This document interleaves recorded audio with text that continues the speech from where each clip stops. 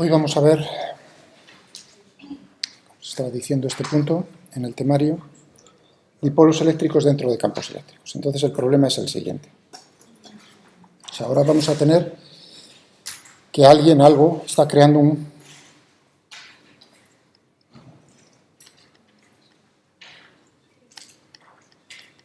campo eléctrico E. ¿De acuerdo? Y dentro de ese campo eléctrico vamos a colocar un dipolo. De momento, dipolar P. O sea, tiene unas dimensiones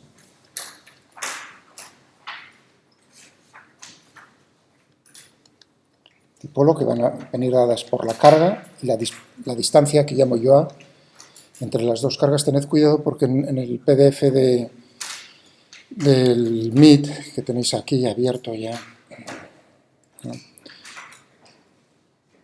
Cuando habla de los dipolos, aquí en este PDF utiliza 2 veces A. O sea, eso es, ¿no?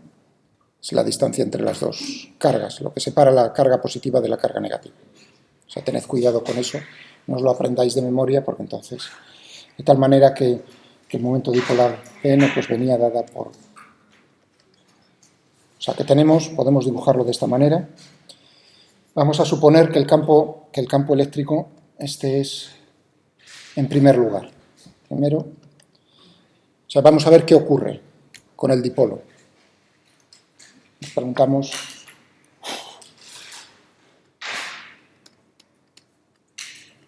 ¿Qué sucede con el dipolo al ponerlo dentro de ese campo eléctrico? Bueno, en primer lugar, por simplicidad, vamos a cogernos lo más sencillo, que es considerar que es uniforme. Es decir, en todos los puntos del espacio tenemos el mismo campo eléctrico. ¿De acuerdo?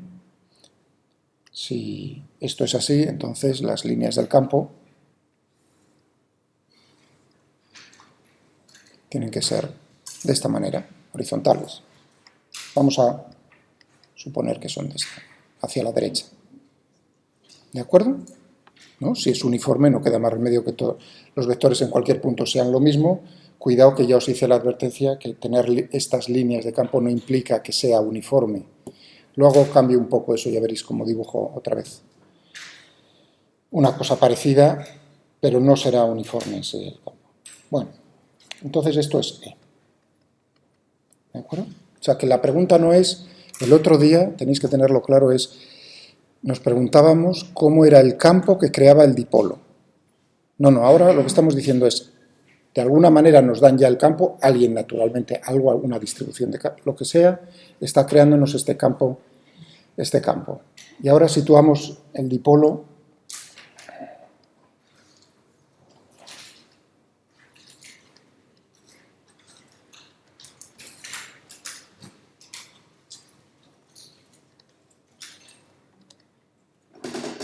la distancia, ya digo, esto era A. Pero la orientación naturalmente no tiene por qué estar paralelamente a las líneas del campo, o sea que esta es una situación general, iba a decir. Bien, y ahora nos preguntamos ¿qué ocurre? Es decir, ¿qué fuerza en primer lugar? ¿Cómo se va a mover?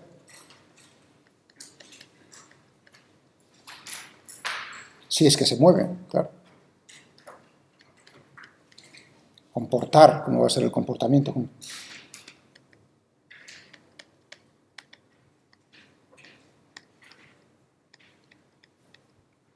¿Cómo se va a mover? ¿Cómo se va a comportar el dipolo? En primer lugar, eso quiere decir que tendremos que ver si va a ser, si yo lo dejo en esa posición, quieto inicialmente, pues si va a ser, se va a trasladar, si va a ser acelerado en alguna dirección del espacio y si va a girar.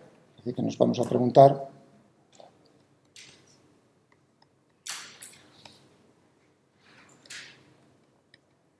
y la rotación. si es que existe. O sea, si determinar el movimiento es, como no es un cuerpo puntual, pues entonces podemos hablar de giros también. ¿De acuerdo? Lo bonito de esto, para que tengáis un poco, perdamos así, el objetivo es entender hoy, fijaos, hoy sería entender, no he traído los imanes, es entender el fondo, porque esto va a ser equivalente ahora, sí, esto que vamos a estudiar ahora va a tener una equivalencia con lo que va a ocurrir con los dipolos magnéticos. Entonces os pido que, a ver si, porque luego si no entendéis esto no se puede entender lo otro, es prácticamente lo mismo, ¿de acuerdo? Pero es aún así más bonito, ¿no? Ya que no estamos todavía con magnetismo, estamos con electricidad, entonces no quería, no lo veis, pero ¿qué es lo que vamos a intentar entender hoy? Si yo cojo un trocito ¿no? He roto un trozo de papel y me traigo aquí un bolivic de estos, de los de siempre, ¿no? Y lo que hago ahora, lo que estoy haciendo es frotarlo contra mi camisa. Claro, todos os han contado ya que lo que está ocurriendo es, al frotar, lo que estamos es arrancando electrones de uno y pasarlo al otro, ¿de acuerdo? Es decir, o bien queda el bolígrafo cargado positivamente o negativamente. Eso depende, si habéis echado un vistazo a las películas, a las lecciones de Walter Lewin, cómo lo hace, cómo coge a veces, ¿no? Pues vidrio y lo frota con lana, otra vez coge. O sea, depende de cómo son los cuerpos que estamos frotando, pues será de una manera o de otra. A veces estamos dando electrones y a veces estamos quitándolos, ¿no? Entonces, lo que estáis viendo aquí es entender, eso es lo bonito. A ver, lo estoy haciendo ahora para quitarle un poco, ¿no?, la seriedad al asunto. ¿Por qué pasa esto? O sea, así, fijaos que naturalmente el papel, hombre, es un trocito pequeño, pero por supuesto está siendo atraído por la Tierra. Pero fijaos, he logrado cargar el bolígrafo lo suficiente para que atraiga el papel. Entonces, hoy vamos a entender qué está ocurriendo con esto. ¿De acuerdo? Aquí realmente lo que tenemos es que esto, al estar cargado, ¿no?, tiene una distribución de carga, está creando un campo eléctrico. Y ese campo eléctrico lo que hace sobre el papel es, ya de por sí, es separar las cargas un poquitín. Es decir, crear dipolos aquí dentro del papel. Está creando, fijaos que no he frotado el papel, ¿eh? Papel, hombre, podría estar cargado, todo es, al estar en contacto, ¿no?, los chispazos que os dan a veces, ¿no?, en el coche, si me pasa a mí muchas veces, ¿no?, es simplemente por el rozamiento, al frotar, ocurre. Pero ahora tenéis que creer que el papel, pues no le he hecho nada raro, es neutro, por así decirlo, ¿no? Entonces, qué curioso, estoy diciendo que se crean dipolos en el papel. Fijaos que tenemos electrones ahí, una nube electrónica, tenemos los protones. Entonces, al tener el bolígrafo cargado, ¿qué es lo que está ocurriendo? Que las cargas negativas, fijaos, ¿no?, imaginaos que está cargado positivamente, porque ahí hay que decir un poco, voy a hacer un dibujo aquí intermedio. ¿No? Tengo aquí el bolígrafo y supongamos, ¿no?, que está cargado positivamente. O sea que, de alguna manera, pues,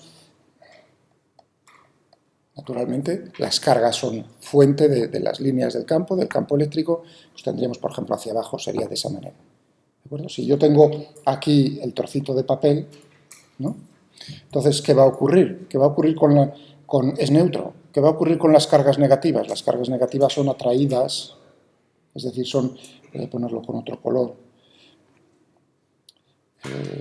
rojo, ¿no?, se van a acercar mientras que se separan un poquito. Claro, en el momento que tengo una separación de cargas, lo que estoy haciendo es, naturalmente, tener en el papel dipolos eléctricos. La carga neta es cero, sigue siendo cero, no le he hecho nada raro, pero he creado dipolos. Entonces, ya tenemos ahora el caso de dipolos, o un dipolo, muchos dipolos, dentro de un campo eléctrico, que es el campo eléctrico que está creando el bolígrafo, este Bic que he traído yo aquí. ¿De acuerdo? No es el caso, fijaos que es para entender esto, ¿de acuerdo? No es exactamente este primer caso que estoy poniendo. Ahora lo vais a ver inmediatamente. En este primer caso estoy presuponiendo o fijando desde el principio una condición que es muy fuerte, que el campo eléctrico es uniforme, mientras que uno está viendo ahí que en el bolígrafo naturalmente que va a depender, según te alejas del bolígrafo, el campo eléctrico debido al bolígrafo, a la carga que pues, va a decrecer. Todavía no he dicho cómo decrece, ¿no? Pero decrece. Por lo tanto, si decrece, significa que el campo eléctrico no es uniforme. O sea que no es este caso, pero eso lo vemos a continuación. Primero tendremos que entender esto. Ya veréis entonces cómo llegamos a lo de la atracción. Muy bien. Bueno, voy a dibujarlo. Voy a borrarlo esto por aquí.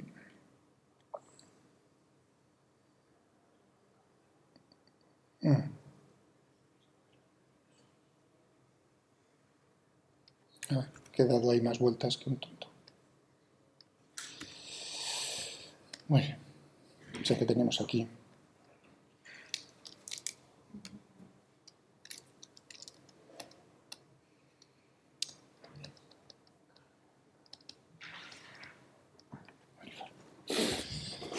Vale, estupendo.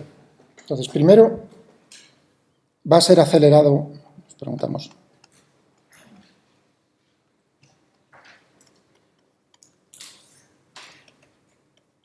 va a ser acelerado el dipolo. O sea, la aceleración es distinta de cero.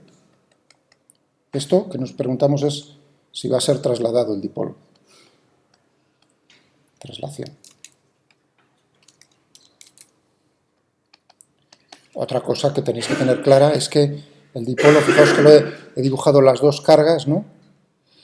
Y unidas con una línea, como con una barra. Es decir, que ahí todavía, no lo había dicho explícitamente, pero la distancia entre las dos cargas no puede ni agrandarse ni disminuir. No crece ni disminuye. Es, digamos, como dos bolas, ¿no? Con una barra que no tiene ni masa ni nada.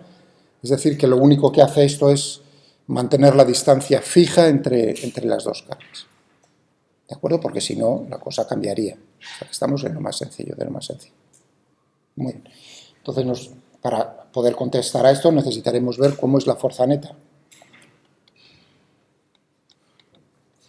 La segunda ley de Newton. La fuerza neta sobre el dipolo. Entonces, vamos a ver cómo es la fuerza sobre una carga. La fuerza neta es la suma de todas las fuerzas que están. La gravedad. Nos estamos olvidando, o sea, que lo único que tenemos ahí que ejerce una fuerza es el campo eléctrico. ¿Sí? Has dicho que cuando el papel se aleja del boli, obviamente decrece la fuerza del campo sobre el papel. O sea, que si lo que estaba diciendo es que este bolígrafo, al estar cargado, no va a crear un campo eléctrico uniforme, sino que el campo eléctrico que está creando la carga de este bolígrafo cargado disminuye. Según te alejas del bolígrafo, es evidente que el campo va a disminuir. Pero entonces, o sea, todos los campos van a disminuir conforme nos alejemos de él. Bueno, depende. Ahora mismo estoy diciendo que tengo un campo eléctrico uniforme. No me estoy preguntando quién lo está creando, cómo se está creando. Esa es otra cuestión. Pero en casos reales. Sí, podemos crear en zonas del espacio, o sea, tu pregunta práctica, que esa es de interés para vosotros, así, tecnológico. ¿Se pueden crear campos eléctricos uniformes? La respuesta es sí, en zonas del espacio se pueden crear naturalmente, por ejemplo, entre las placas de un condensador, tú tienes un campo eléctrico que es uniforme. Digamos, si tú consideras dos placas, y eso lo veremos, ¿no? Dos placas infinitas cargadas, de distinta carga, entonces el campo eléctrico entre las dos placas lo vamos a estudiar, va a ser además una aplicación de la ley de Gauss que vamos a hacer, ¿no? Entonces va a ser uniforme estrictamente y fuera de las placas va a ser cero, también uniforme y nulo. Claro, las placas nunca serán infinitas del todo, es decir que podremos tener aproximadamente en zonas del espacio, en regiones del espacio, un campo eléctrico que podemos considerar uniforme. ¿De acuerdo? No hay problema, o sea, eso se puede hacer, y lo mismo con campos magnéticos. Vale. Entonces tú piensas nada más, ahí tengo en esa región, con que sea uniforme, a mí me vale. No tiene por qué ser en todo el espacio, eso naturalmente no puede ser. Bueno, la fuerza neta sobre el dipolo, estaba diciendo, vamos a dibujar aquí las fuerzas sobre la carga positiva. ¿Cómo va a ser la fuerza sobre la carga positiva? Q por E, fijaos que la fuerza venía dada la fuerza de Lorentz, aquí no tenemos campo magnético, únicamente campo eléctrico, campo electrostático. ¿no? Es decir, que en este caso la fuerza sería de esta manera y sobre la carga negativa, naturalmente, tendríamos esta, vamos a ponerle un F más y un F menos para denotar sobre quién, sobre cuál de las cargas está actuando. O sea, es decir, que tendríamos aquí, sobre la positiva tendríamos esto, y sobre la negativa tenemos menos Q por E. La fuerza neta, que es la suma de ambas, ¿no? En el caso, fijaos, en el caso que el campo eléctrico sea uniforme, es decir, que en la posición de esta carga y de esta otra carga sea igual, porque si es diferente, no se anulan, serán dos fuerzas que son diferentes. Pero si el campo eléctrico es el mismo en cualquier posición del espacio, en particular donde están cada una de las cargas, esta fuerza y esta fuerza se anula y es igual a cero. ¿No? Tan sencillo como decir esto, puedo sacar factor común Q y decir cómo es el campo eléctrico sobre la carga positiva más el campo, menos el campo eléctrico sobre la carga negativa, porque en uno es más Q y en otro es menos Q. Aquí estoy aplicando, aquí,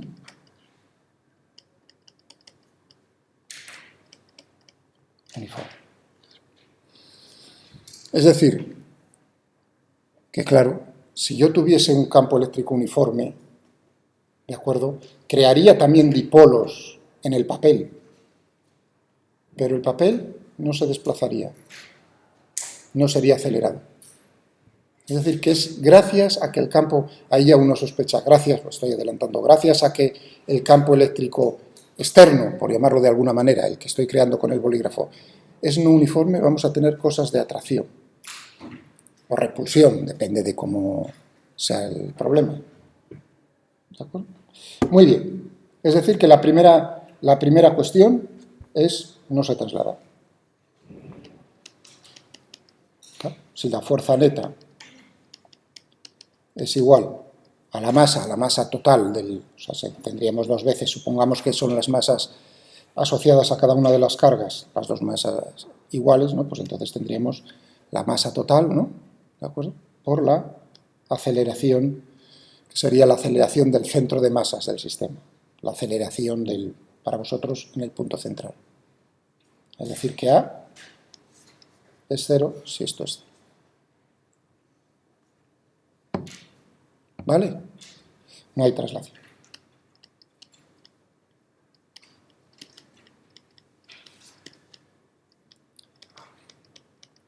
Ahora, no pasa nada, sí, va a pasar una cosa muy bonita, que es, ya bueno, pero algún efecto tiene que tener esto, es decir, uno, si realmente está pensando en las dos bolas y la barra, si yo tiro de una hacia la derecha y de la otra hacia la izquierda, lo que estoy intentando hacer es girar. Esto lo que va a intentar es, naturalmente, alinearse con las líneas del campo.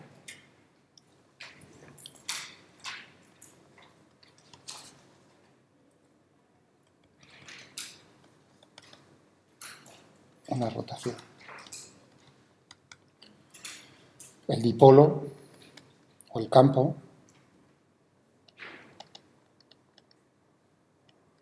tiende a alinearse con el campo. Eso es lo que vamos a ver matemáticamente. ¿De acuerdo? Muy bien, vamos a ver.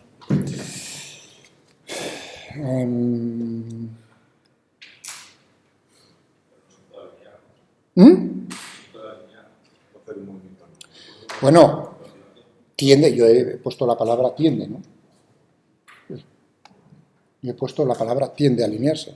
Es decir, si está quieto, se va a poner en movimiento, pasará por la posición precisamente que acabo de decir, de alineamiento, pero tiene una cierta velocidad de giro, una velocidad angular, es decir, que no se va a quedar ahí. Si no hay rozamientos, lo que va a haber es una oscilación.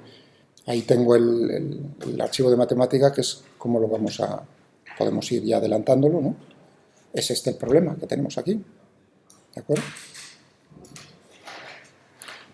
Pues fijaos, lo coloco, ¿no?, como yo quiera un poco en la situación inicial. Lo que va a ocurrir es, claro, naturalmente pasa por esa posición, sigue girando, luego se va a ralentizar, lo que vamos a tener es una oscilación. O sea, uno está viendo aquí ya de este movimiento que esta posición, mejor dicho, esta posición, esa orientación, la orientación con el campo es una posición de equilibrio estable, en el sentido del campo. ¿No? Un segundín.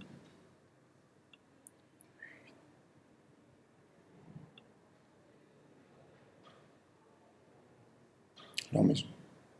Lo único, realmente no querías preguntar perpendicular, sino querías preguntar esta otra posición. Es decir, alineado, pero contra, digamos que el sentido viene dado por cómo son las posiciones de la carga negativa y la positiva. Esta es una posición que va a ser de equilibrio, pero es una posición de equilibrio que es inestable. Es decir, yo lo dejo ahí y en principio queda ahí quieto todo el rato.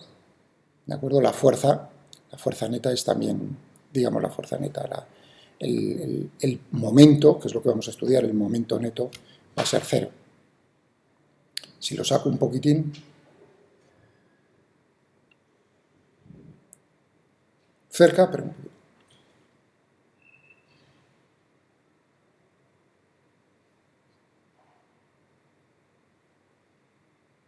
Vamos a tener que, en este problema se conserva la energía mecánica, también lo vamos a estudiar cómo es, si estoy hablando de energía mecánica, es energía cinética, y tendremos también energía potencial, la energía potencial del dipolo dentro del campo.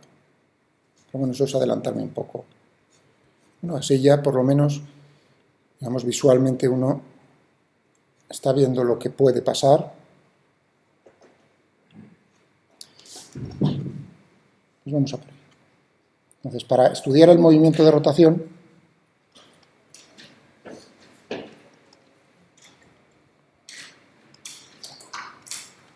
necesitamos también las leyes de Newton.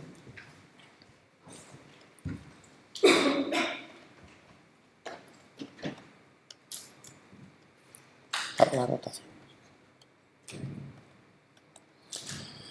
Y es, fijaos que para la traslación teníamos la fuerza neta igual a la masa total por la aceleración, voy a poner aquí del centro de masas. Para la rotación, lo que vamos a tener es, en vez de las fuerzas, vamos a tener los momentos de las fuerzas, el momento neto. Os recuerdo que el momento de una fuerza es el producto de, con respecto a un punto. En este caso estoy tomando con respecto al origen de coordenadas.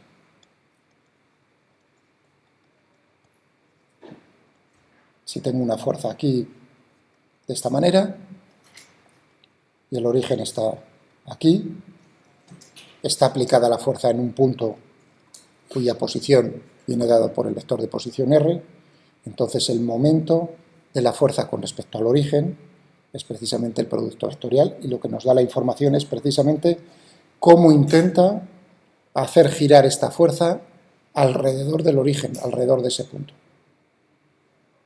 Bueno, naturalmente uno dice, ahí, pues lo que va a hacer sí es solamente intentar hacerlo girar con respecto a ese punto.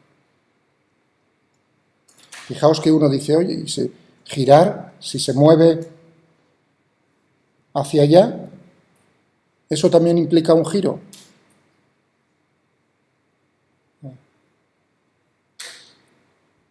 Con respecto a, yo estoy aquí sentado, entonces lo que os dije en su momento es, si uno se está moviendo en un movimiento rectilíneo hacia la derecha, yo para seguirlo tengo que estar girando la cabeza, por lo tanto, respecto a mí es un giro, ¿entendido? Cuidado con lo que estamos... Muy bien, entonces lo que necesito para ver naturalmente el movimiento, estudiar el movimiento de rotación es ver el momento neto. Esto va a tener, en la segunda ley de Newton para la rotación, va a ser para vosotros, en el caso sencillo, que el momento neto, ya no le pongo el signo de vector, porque va a tener, fijaos, va a ser un giro alrededor de un eje fijo en el espacio. En el caso que estoy describiendo aquí, el dipolo está de esta manera, va a ser una rotación alrededor de un eje que es perpendicular al plano de la pantalla. Ahí. Entonces, esto va a ser proporcional a la aceleración angular, alfa es la aceleración angular.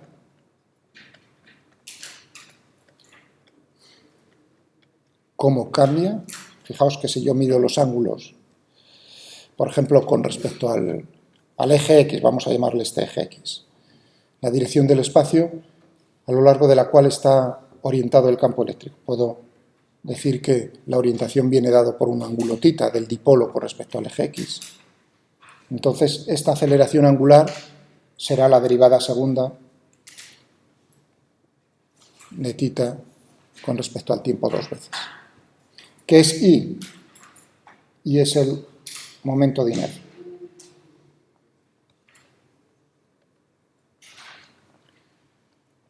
Con respecto al eje de giro. El eje de giro, y estoy diciendo que es un eje perpendicular a la pantalla en este caso. Bueno, entonces, bien, si tenemos, en este caso el momento de inercia está chupado, es ver cómo está distribuida la masa respecto a ese eje. Bueno, esto quiere decir, digamos, juega aquí un papel la fuerza. En la traslación, en la rotación, es el momento de la fuerza, el momento de las fuerzas. La aceleración lineal, la aceleración angular. La masa, el momento de inercia. Es la misma fórmula intercambiando fuerza por momento de la fuerza, masa por momento de inercia y aceleración lineal por aceleración angular. Si el momento neto es distinto de cero, conclusión fácil, va a haber una aceleración angular, que es lo que queremos estudiar. Es decir, se va a producir un giro, que es el que estabais observando hace un momento. Pues entonces vamos a calcular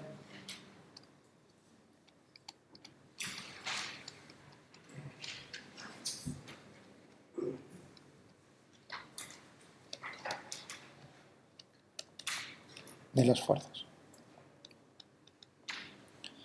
Con respecto, porque he dicho, los momentos dependen del punto con respecto al cual estamos calculando.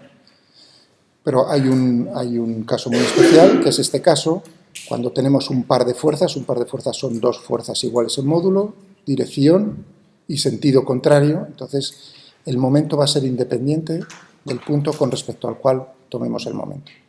Eso es muy fácil de demostrar.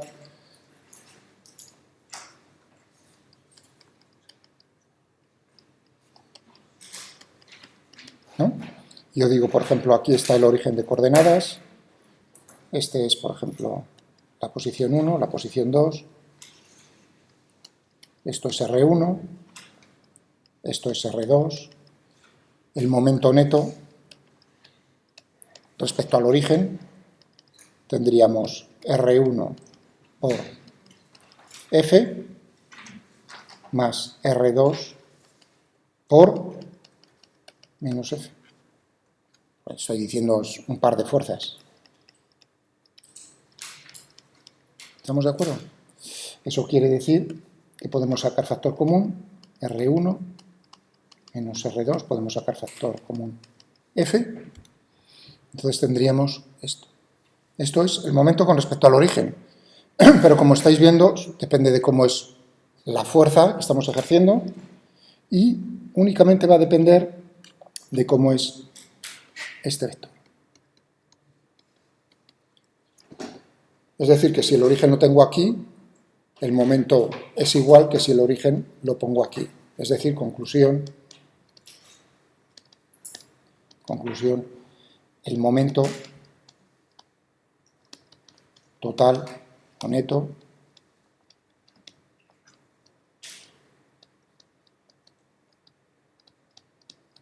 es independiente o es igual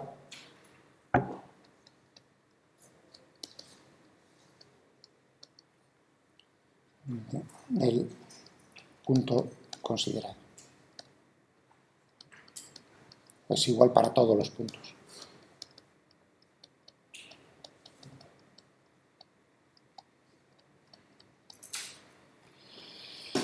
Por eso se habla del par de fuerzas el par motor, el par de un motor, el par de fuerzas del motor. Fijaos, tantos newtons metro, esas son las unidades, ¿no? En el sistema internacional, uno no está diciendo con respecto a qué punto en el motor. Únicamente habla, pues son 300 newtons metro, 400 newtons metro, lo que sea, pero no sé por qué. Porque da igual, con respecto a cualquier punto del espacio tenemos el mismo momento. ¿Está claro eso? Por eso no es necesario en este caso. Si solo tenemos una... En general, por supuesto, hay que decir que el momento, con respecto a qué punto del espacio lo estás considerando, ¿no? Si yo tengo eso, yo creo que todo el mundo lo está viendo. Si yo tengo esta fuerza aquí, una única fuerza, no es lo mismo con respecto a este punto que, por ejemplo, con respecto a un punto más alejado, incluso sobre la misma línea. ¿Estamos de acuerdo? Bueno, esto es así como cosa que no viene mal, recordarla, tenerla en la cabeza. Y ahora volvamos a nuestro caso.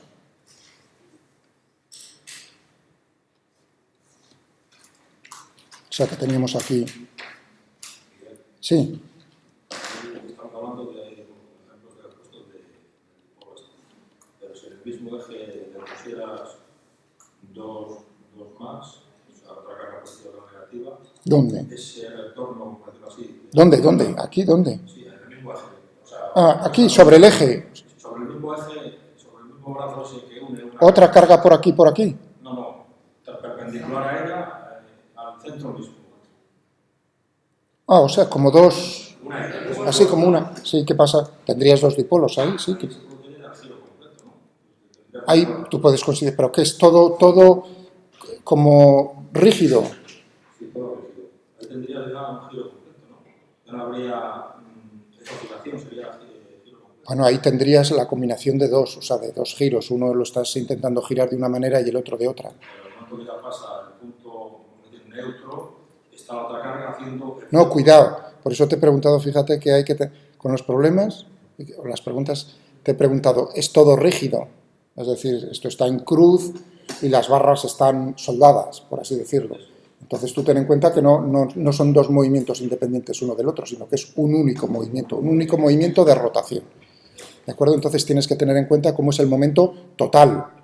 Y por supuesto que vamos a tener en ese caso, también vamos a tener otro momento adicional, que es, fíjate, sí, o sea, ahora es un poco la imaginación al poder, iba a decir. Voy a ponerlo así para perpendicular, ¿no? Entonces esta sería positiva y esta sería negativa. Fíjate que esta tendríamos de esta manera. Entonces tenemos otro giro. O sea, un giro que va a ser diferente Pero bueno, ahora vamos a lo más sencillo. ¿De acuerdo? Soy yo el que pone el problema. No, es una broma. Vamos. Retroceso, esas formas de hablar. Primero vamos a entender este y luego, si queréis o si quieres, lo vemos tranquilamente en el despacho, en el caso que tú quieras, que tú desees, ¿vale? Pero vamos a terminar de este porque si no lo único que vamos a conseguir es liarnos, tanto vosotros como yo, o yo liaros a vosotros. Bueno, tenemos esto. Yo he dicho que denoto el ángulo con respecto al campo lo llamo ángulo θ. Entonces vamos a ver cómo es el momento. Podría decir con respecto a este punto o con respecto a cualquier punto, me va a dar igual. Puedo coger sencillamente la otra carga, la carga negativa. Es decir, que el momento neto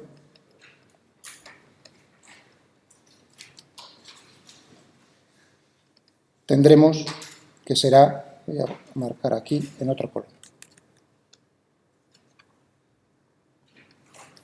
Vamos a llamarlo esto R.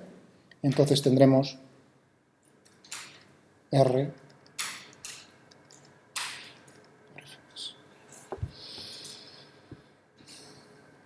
Claro, y uno dice, ¿y qué pasa con la fuerza esta F menos?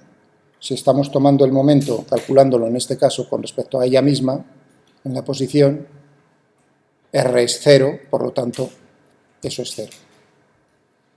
Os invito a que lo calculéis con respecto al centro del dipolo y ya veréis cómo el resultado es el mismo.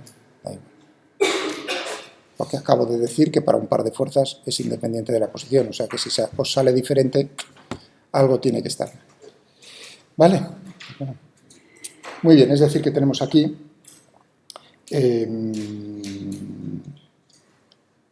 tenemos todo esto. ¿Cuánto vale F más? Q por E. ¿De acuerdo? Es decir, tau neto, puedo sacar Q fuera, QR. Pero claro, ¿esto qué es? Esto no es, si queréis lo llamo en vez de R, A, para que lo tengamos en la misma notación que he utilizado para el dipolo. A. Esto no es nada más que el momento dipolar. ¿Sí? No, Q, esto lo he subrayado aquí debajo. Esto, eso es lo que quería hacer. Es decir, que el momento neto del campo, el momento neto que ejerce el campo eléctrico sobre el dipolo, va a ser el producto vectorial del momento dipolar por el campo. ¿No? Muy bien. Si la pregunta fuese ahora, bueno, ¿y cómo es? Porque ahí estáis viendo en matemática cómo lo he simulado, ¿no? La posición. Yo tengo que ver cómo es ese movimiento. Es una oscilación. Fijaos que el momento, cuando los dos vectores están alineados, el momento es 0.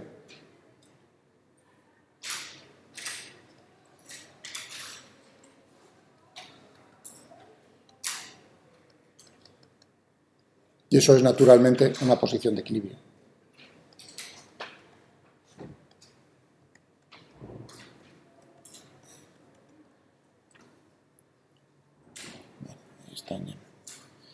Una posición de equilibrio. ¿Cuántas hay realmente? No una, sino dos. Cuando P... Perdón. Voy a quitar el sonido, que es lo que tenemos que hacer. Perdón.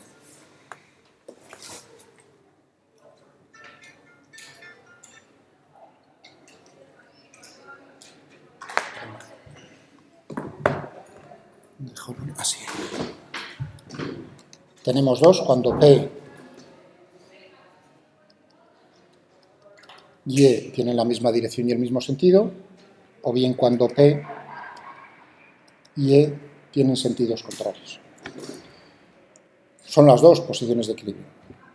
¿Cuál es una posición de equilibrio estable?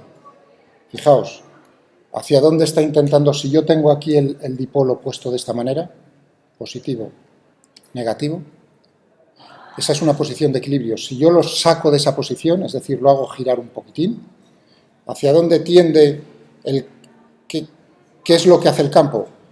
El dipolo tiende otra vez a volver a la posición de equilibrio inicial. Por lo tanto, esta posición es una posición de equilibrio y es estable.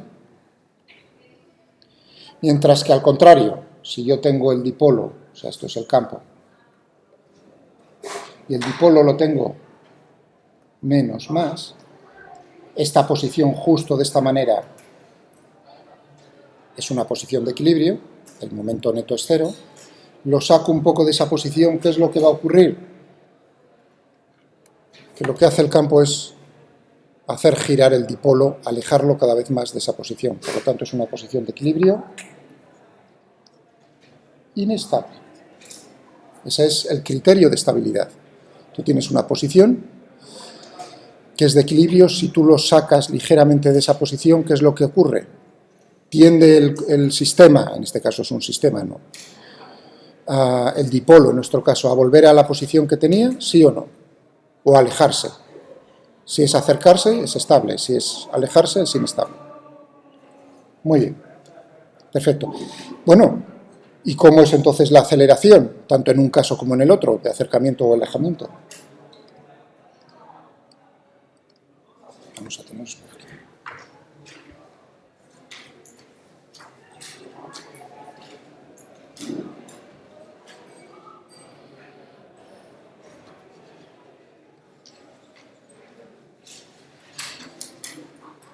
Esto es, hemos dicho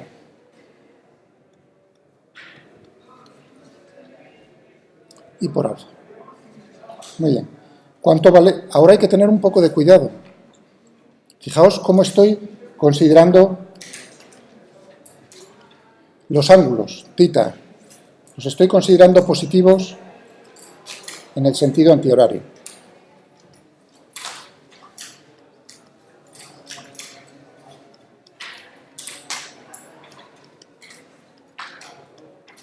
Eso es como elegir el sistema de referencia. Yo estoy midiendo los ángulos de esa manera, ¿no? Bueno, ¿y hacia dónde está actuando el momento del par de fuerzas que tenemos ahí? Fijaos que las teníamos de esta manera. Lo que está intentando es a que el ángulo decrezca. Eso quiere decir que entonces el momento va a ser negativo. Es decir, que tendremos módulo de uno, P, módulo del otro, E, por el seno del ángulo que forman, los dos, seno de θ, con un signo menos. Igual, ahí, ¿cuánto vale ahí el momento de, en este caso, el momento de inercia?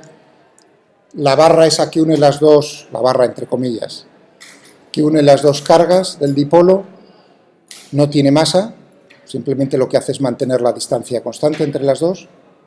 ¿Qué va a ser simplemente? Vamos a tener, el eje está justo aquí en el punto central, por lo tanto tendremos, nos dice cómo es la distribución alrededor de ese punto. Va a ser la masa de 1 por la distancia de esa masa, de esa carga a ese punto, que es, os recuerdo que todo ello es A, por entonces tendríamos A medios al cuadrado. Si estoy diciendo que las dos cargas tienen la misma masa, tendremos lo mismo para la otra, es decir, 2 veces. Esto sería el momento de inercia.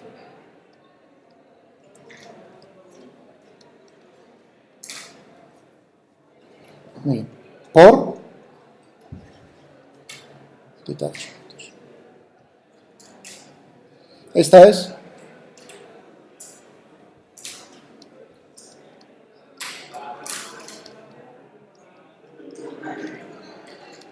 la segunda ley de Newton para la rotación. Lo que me está dando es la ecuación del movimiento de rotación. ¿Cuál es la incógnita? θ. Bueno, puedo pasar todo a un lado de la ecuación, o sea, eso ya valdría. Entonces, ¿qué tendríamos? θ 2 puntos, esto pasa dividiendo, tendríamos P, E, dividido por 2 veces, M, A medios al cuadrado, por el seno de θ igual a 0. Todo esto pasa dividiendo. Todo esto es constante. Es un momento dipolar, que es uno dado, qué carga, qué distancia entre las cargas tenemos, la masa de cada una de ellas, el campo eléctrico uniforme no es uniforme, eso no cambia, es algo que estamos imponiendo desde fuera, todo esto es una constante. ¿No?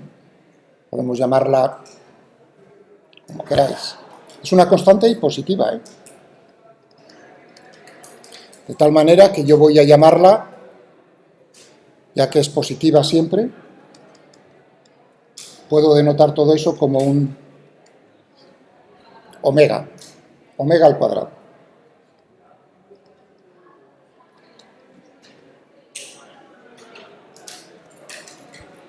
O sea, yo lo llamo en este problema eso. Agrupo todos los términos, son constantes y yo lo llamo, como es positivo, omega al cuadrado. Vamos a ponerlo aquí. Es decir, que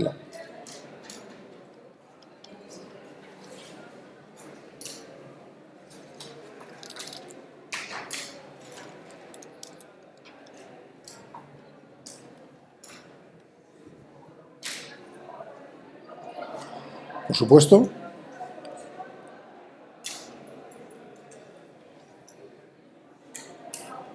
para θ igual a 0 y θ igual a pi, tenemos que la aceleración es 0. La aceleración angular es 0. Claro, posiciones de equilibrio. Posiciones de equilibrio. Hemos dicho que θ igual a 0, estable. Y θ igual a pi, inestable. En torno a las posiciones de equilibrio, que son estables, tendremos oscilaciones.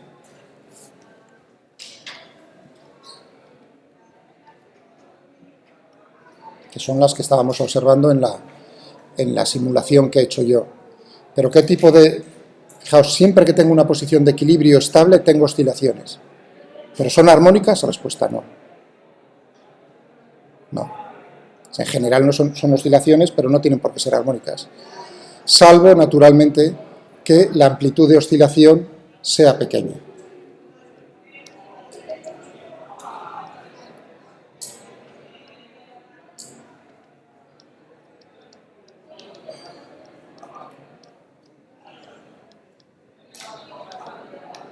¿Qué significa pequeña?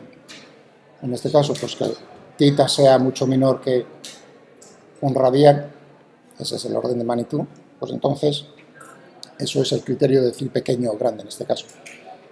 Si la amplitud de oscilación es pequeña,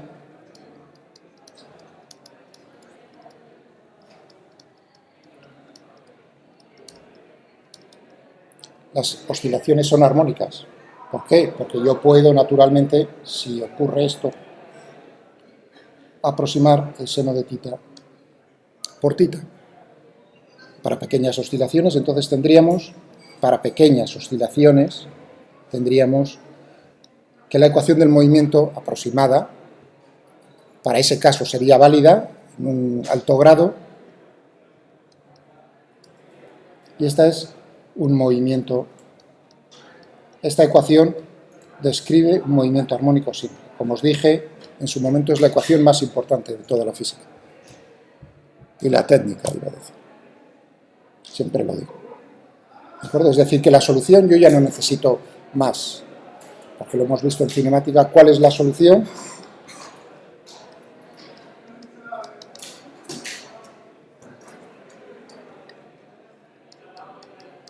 Tendremos una amplitud angular en este caso,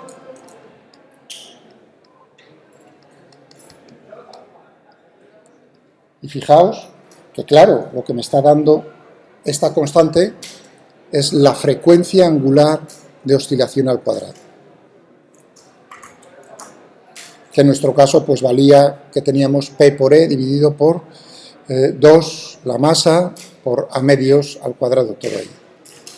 Esa es la frecuencia de oscilación al cuadrado.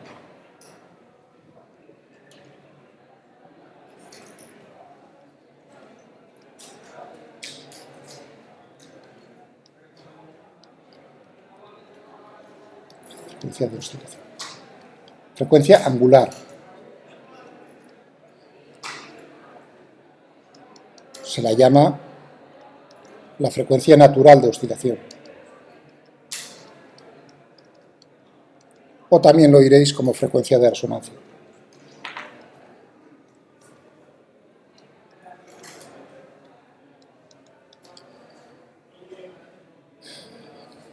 O sea, cómo oscila de manera natural ese dipolo dentro de ese campo es con esa frecuencia. ¿De acuerdo? Como la pregunta habitual o natural sería decir, pero ya como lo tenéis claro, me alegro, y cuánto vale, cómo se determina A y cómo se determina delta, el desfase es a partir de las condiciones iniciales.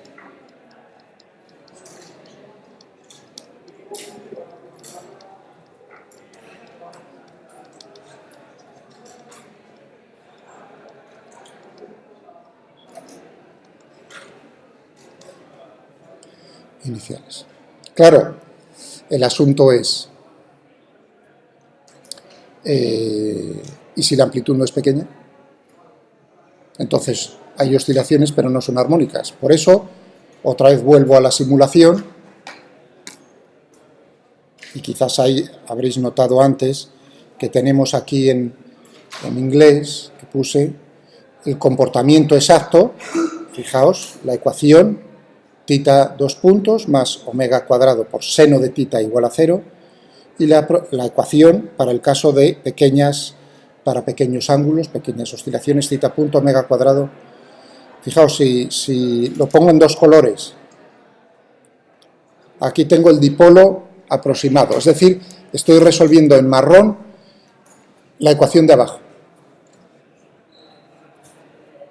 Tengo eso. Uno dice, bueno, más o menos, yo no noto nada.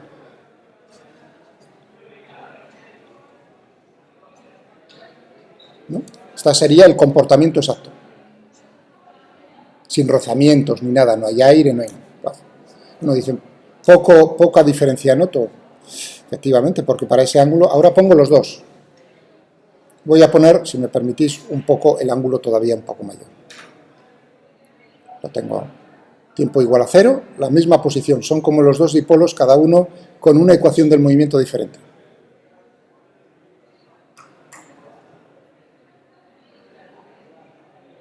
Ya veis cómo inmediatamente uno ve que, hombre, cuando el ángulo no es pequeño, el comportamiento no es el mismo. Son oscilaciones, pero unas son más rápidas que otras. Y si uno tiene, no sé si os lo he dejado en abierto, si no os lo pondré en Moodle. Tenemos aquí los... sí, aquí está ya abierto, o sea que lo podéis jugar con él ya. ¿Cuál es más rápido? O sea, ¿cuál gira más rápidamente? Naturalmente gira más rápidamente aquel para el cual la aceleración sea mayor.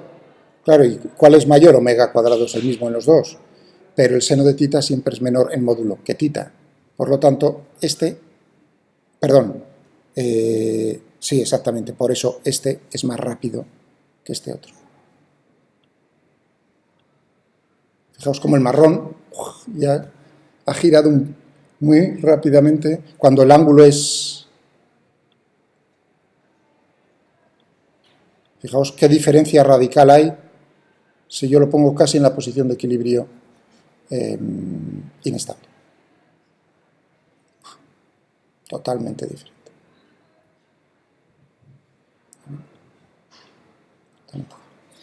Vale, si uno hace lo contrario, tardará mucho tiempo en separarse, en ver el rojo por debajo del mar. Ahí uno está viendo, oye, pues resulta que la ecuación de abajo, oye, tan mala aproximación no es, ¿no? ¿Lo estáis viendo ahí? O sea, que mejor que verlo para creerlo. Bien. Bueno, esto es en lo que corresponde, entonces, importante es, entonces, que os quedéis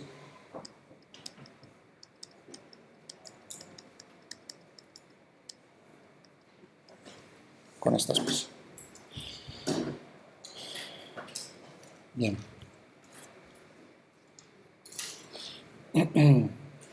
¿Cómo estaba pensando? Cuando teníamos en las representaciones de los campos vectoriales, y hablábamos ya un poco de los campos eléctricos, teníamos una forma de representarlo que tenía un nombre en inglés, ¿no? Pues no sé yo cómo traducirlo bien al español.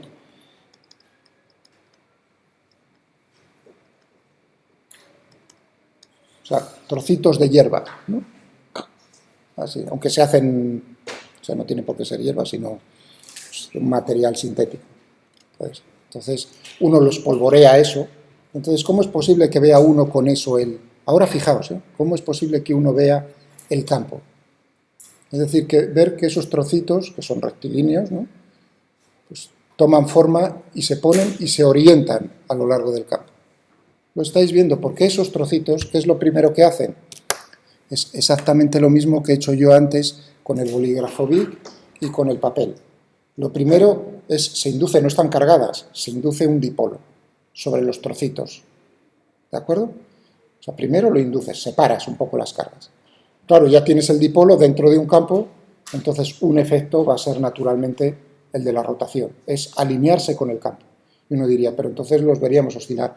Hombre, lo tienes en un medio líquido o gaseoso, naturalmente ahí hay un rozamiento enorme, es decir, que terminará parándose inmediatamente en la posición de equilibrio estable. ¿Y cuál es la posición de equilibrio estable? Precisamente la dirección del campo.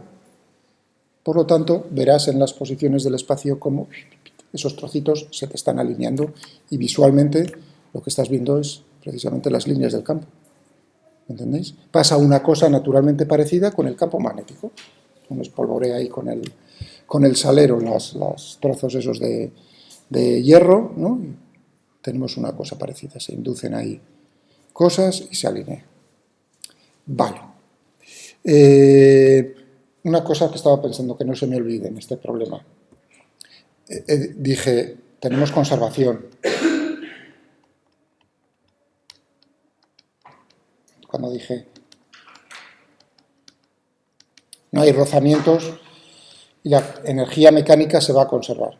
Bueno, si se va a conservar, o si estamos tratando la energía mecánica, tendremos que, uno tiene que ver que naturalmente energía cinética vamos a tener en el movimiento, será energía cinética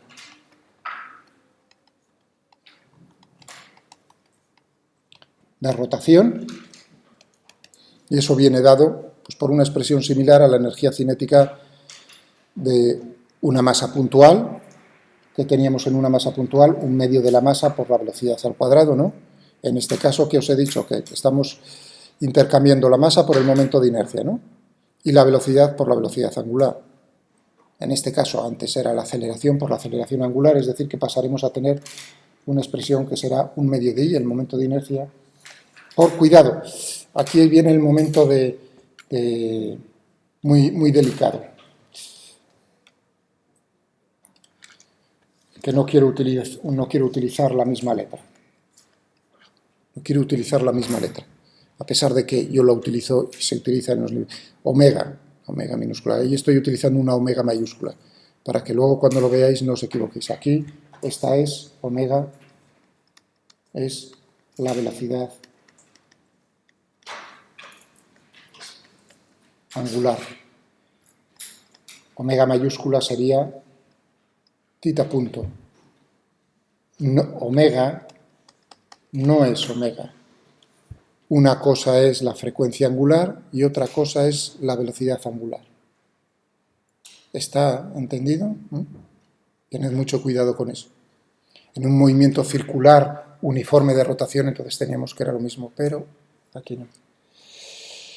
Bien, o sea, tendríamos por un lado la energía cinética, pero claro, lo más importante, ¿y la energía potencial? Ahora,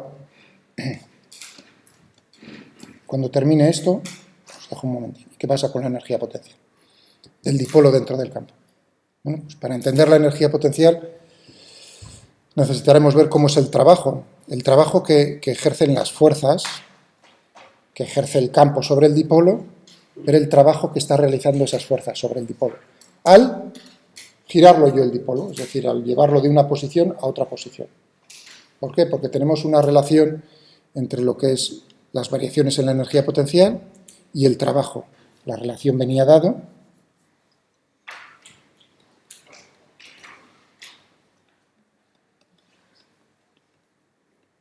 para un trabajo infinitesimal menos la variación en la energía potencial. Bueno, si eso se entendió en su momento al hablar de las energías, entonces lo que tenemos o lo que debemos hacer ahora es precisamente ver cómo es ese trabajo infinitesimal. Para que lo tengáis claro, qué es lo que estoy haciendo ahí en ese trabajo. Tengo el dipolo orientado con un ángulo θ. Y ahora llevo el dipolo a un ángulo θ más diferencial de θ. Eso significa cambiar, ¿no?, la orientación del dipolo. ¿Cuál es el trabajo cuando he hecho ese cambio en el ángulo? Infinitesimal.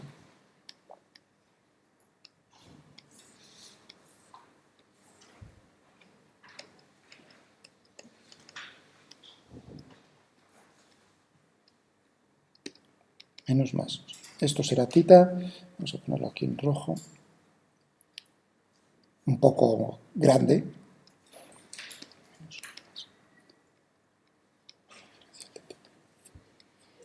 Vale, muy bien. Vamos a dibujar el dipolo aquí.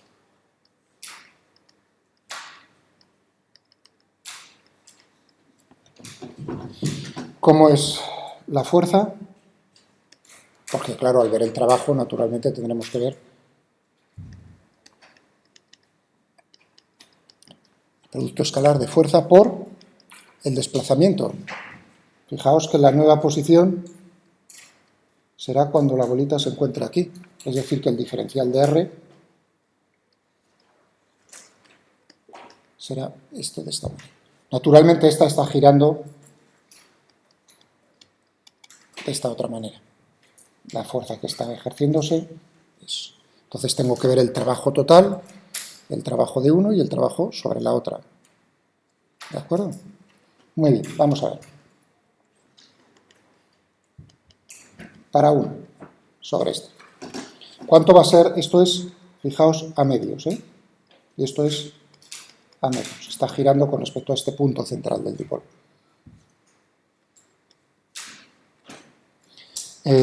¿Cómo es el desplazamiento? Tendremos módulo de uno, F, por el módulo del otro, por el seno del ángulo que forman los dos vectores. Tengo aquí este vector y tengo este otro vector, o sea que tendríamos el ángulo de todo esto.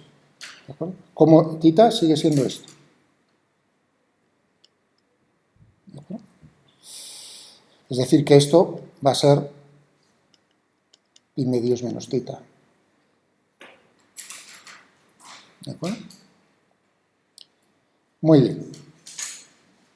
Es decir, que tendremos por el coseno de todo esto, y el coseno de todo esto es el coseno de θ. Y el coseno de θ es el seno, el coseno de todo este ángulo va a ser lo mismo que el coseno de pi medios menos θ, que es lo mismo que el seno de θ. Bueno, o sea que tenemos que el trabajo viene dado. ¿Cuánto? El diferencial de R, ¿cuánto es? F. Tendremos que esta distancia es a medios y está girando un diferencial de θ, es decir, que ha barrido un arco infinitesimal que es a medios diferencial de θ.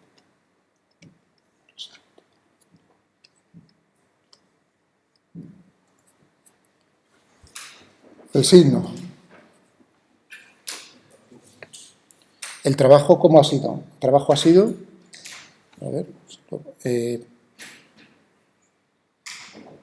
sí, precisamente, el signo. Ok, lo puse mal. Con signo negativo. Fijaos que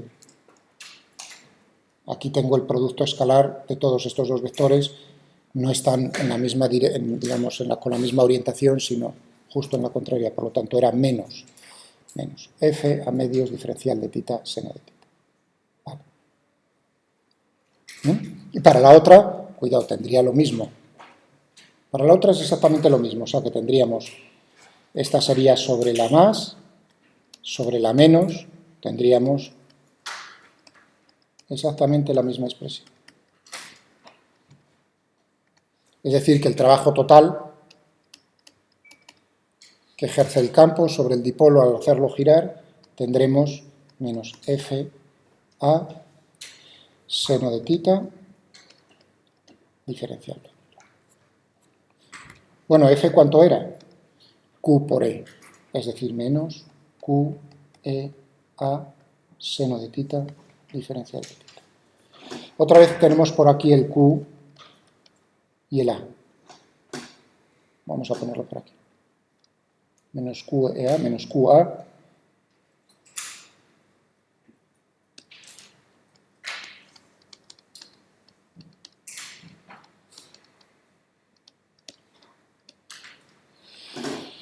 Esto no es nada más que el módulo del momento dipolar P. Es decir, que tenemos menos P e seno de θ diferencial de θ. Vale. ¿Perdón? ¿Por qué? No, porque he sumado 2 veces la misma cantidad. O sea que he dicho lo mismo, probad para la otra, sale lo mismo exactamente. Bueno, hemos dicho, este es el trabajo que realiza el campo sobre el dipolo al cambiar el ángulo un poquitín. ¿Cuál es la variación en la energía potencial? Bueno, primero habría que ver, ¿hay energía potencial? Para eso hay que ver precisamente en una variación finita si es independiente del camino seguido, es decir, al llevarlo de una posición a otra posición, da igual cómo lo lleve, que el trabajo va a ser independiente del camino. Aquí ya uno lo ve inmediatamente porque va a depender únicamente del ángulo inicial y final. Por lo tanto, vamos a tener que el trabajo es independiente.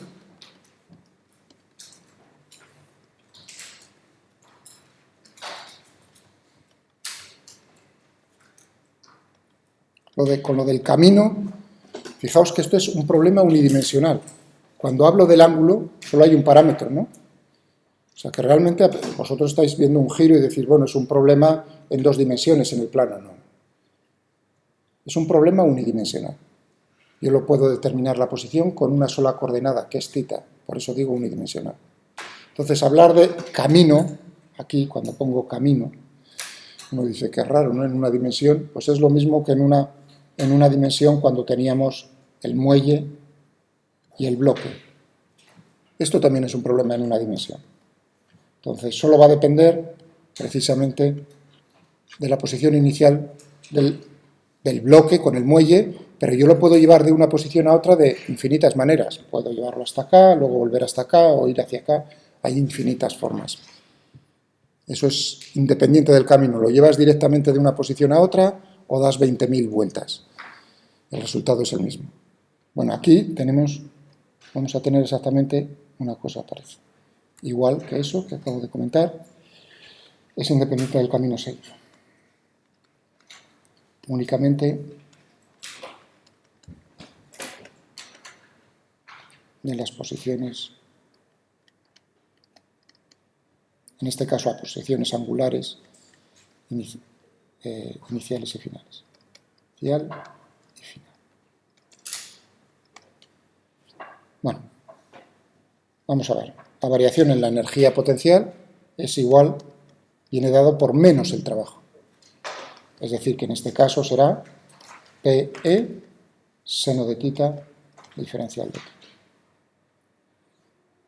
¿Cómo será la variación en la energía potencial finita entre 2 posiciones? Naturalmente, habrá que integrar entre esas dos. Vamos a llamarla posición 1 angular, posición 2.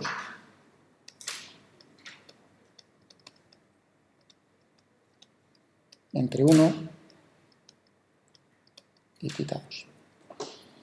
P y E salen fuera de la integral, es decir, que vamos a tener simplemente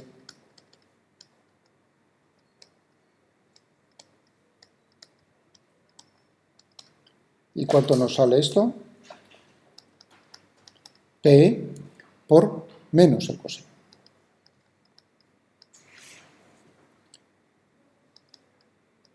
Entre θ1 y θ2. Vamos a ponerlo aquí.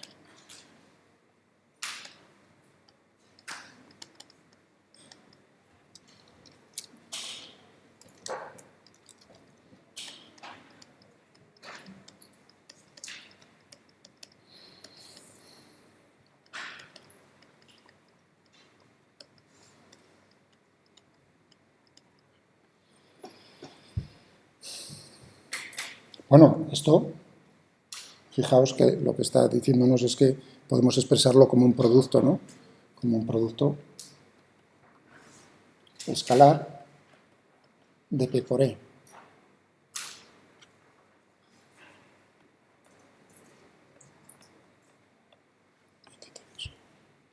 ¿No? Módulo de uno, módulo del otro, por el coseno del ángulo que forma. Esas son las variaciones, así vienen dadas las variaciones en la energía potencial. Si yo quiero definir la función energía potencial, tendré que decir para qué posición yo tomo que el dipolo tiene energía potencial 0. Puedo tomar, y aquí lo está pidiendo, simplemente decir la energía potencial del dipolo dentro del campo eléctrico viene dado por menos el producto escalar del momento dipolar por el campo eléctrico. A esto, si yo utilizo esta forma para denotar o para describir la energía potencial, estoy suponiendo la posición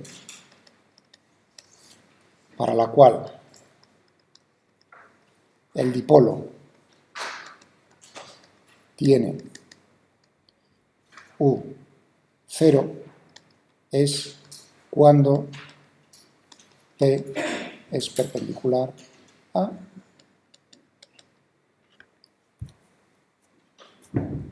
Si yo tomo como esa posición de referencia, yo digo la posición de referencia en la energía potencial del dipolo respecto al campo es cuando son perpendiculares. Eso es decir que yo estoy tomando la energía potencial, considero que es nula en esa posición. Es lo mismo que decir que el bolígrafo tiene energía potencial gravitatoria 0 a esta altura. Otro podría decir, no, para mí a esta altura.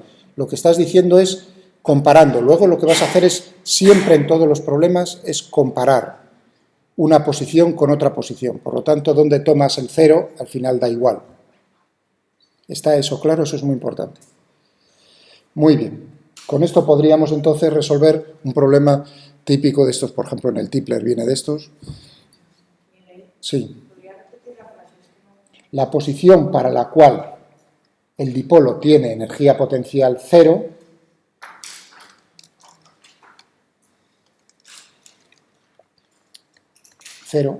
es cuando el dipolo, fijaos que el dipolo, la orientación del dipolo viene dado por su vector momento dipolar, ¿no? Cuando el momento dipolar es perpendicular al campo. ¿Cuál es? Claro, vamos a ver si todo cuadra. Las posiciones de equilibrio estables, ¿por qué vienen caracterizadas? Por mínimos en la energía potencial. Y las inestables, posición de equilibrio estable, mínimo en U, en la energía potencial. ¿No? E inestables,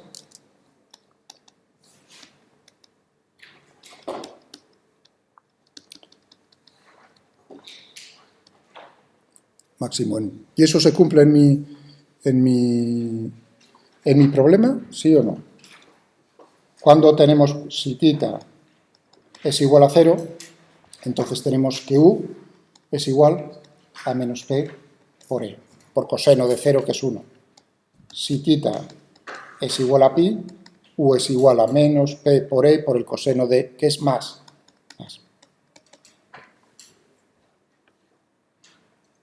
Claro. Y este es el valor mínimo que puede tomar, su mínimo en la energía potencial, lo otro es el máximo valor que puede tomar la energía potencial del dipolo. La diferencia entre ambos pues, va a ser 2 veces P por E. Y ahora es cuando digo, por ejemplo, en el Tipler, cualquier libro es un problema muy típico, es decir, hay muchas maneras de plantearlo, sería, si yo tengo aquí, coloco el dipolo en la posición, vamos a ver si lo tengo en la posición inicial,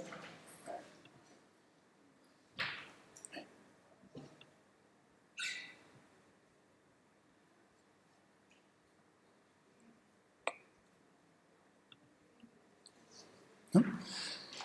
Justo en la posición de equilibrio inestable. Bueno, es una posición de equilibrio, si yo lo dejo ahí quieto, queda quieto. Bueno, y ahora lo que hago es pegarle un pequeño empujoncito, muy ligero, muy ligero. Bueno, esto es como en el problema, si recordáis, es exactamente pues muy parecido al problema que teníamos cuando tengo aquí una bolita, ¿no?, encima de del balón de playa y le pego un pequeño empujoncito muy ligero, e intento estudiar a ver qué pasa cuando se separaba la bolita de la superficie. Pues tenemos esa tabla. Pues ahora lo que digo es, lo coloco en esa posición, en equilibrio, y le doy un pequeño muy ligero, de tal manera que la velocidad angular es prácticamente nula. Y ahora me preguntan, oye, claro, va a empezar a girar, ¿cuál va a ser la velocidad angular que va a tener el dipolo cuando pase por la posición de equilibrio estable? Es decir, cuando haya girado 180 grados.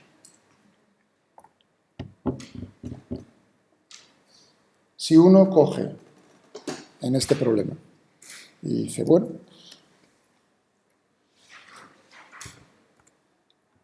si uno coge y dice, parece que hemos visto, ¿no?, que se trata de una oscilación, y entonces θ de t es A por coseno de omega t más delta, ¿no?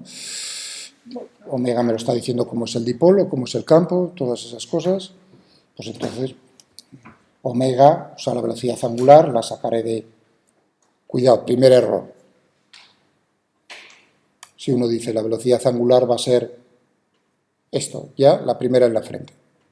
Eso no es así, ¿no? Bueno, segundo, error, que es al que os llevo. Es decir, bueno, pues me están preguntando si yo sé esto, decir cómo es la velocidad angular, pues va a ser simplemente derivar, vamos, así de sencillo, ¿no? Menos A omega seno de omega t más delta en cero, ¿no? En la posición, pues podríamos llegar a ver cómo es justo entonces la velocidad angular. No en el t igual a cero, sino en la posición. Cuando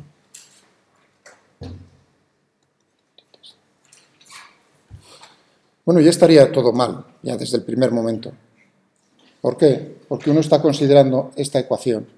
Esta ecuación solo es válida cuando tenemos pequeñas oscilaciones. Por lo tanto, me da igual ya a partir de ese momento lo que se haga o que se deje de hacer, porque es no haber entendido el tipo de oscilación que tenemos ahí. Entonces, de alguna otra manera podrá uno resolverlo. Pues sí, precisamente aplicando la conservación de la energía mecánica. Yo digo, cuando el dipolo se encuentra, vamos a ponerlo así. Así. Cuando se encuentra en esta otra posición, es constante.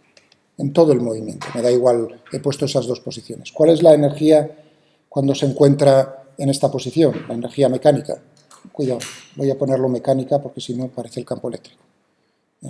Tendremos la energía potencial más la energía cinética, K.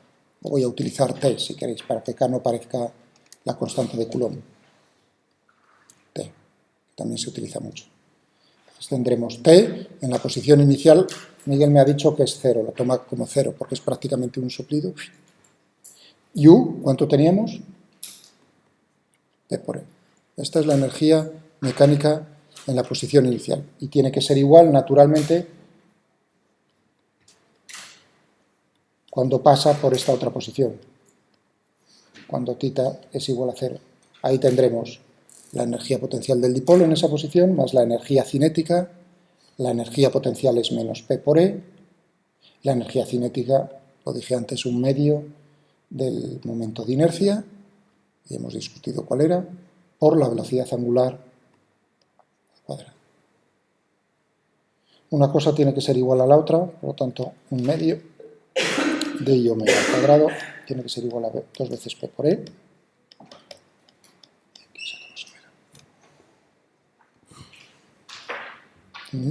Fijaos que es totalmente diferente.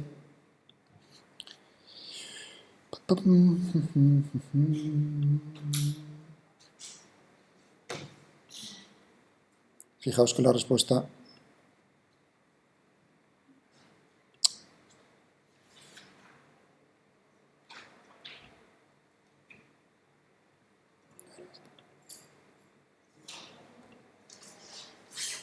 totalmente diferente, radicalmente diferente la velocidad angular cuando pasa realmente a suponer que es un movimiento armónico. Simple. Bien, estupendo.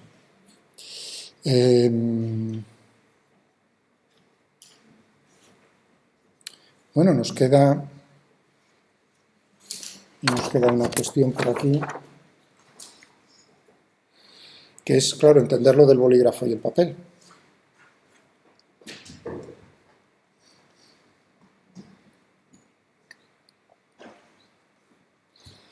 ¿Qué ocurre entonces cuando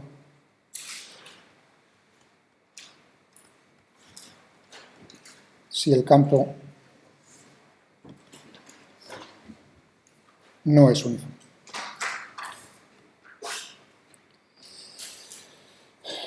Os dejo 5 minutillos de descanso ya. O sea, menos justo hay 40, voy a empezar otra vez, ¿de acuerdo?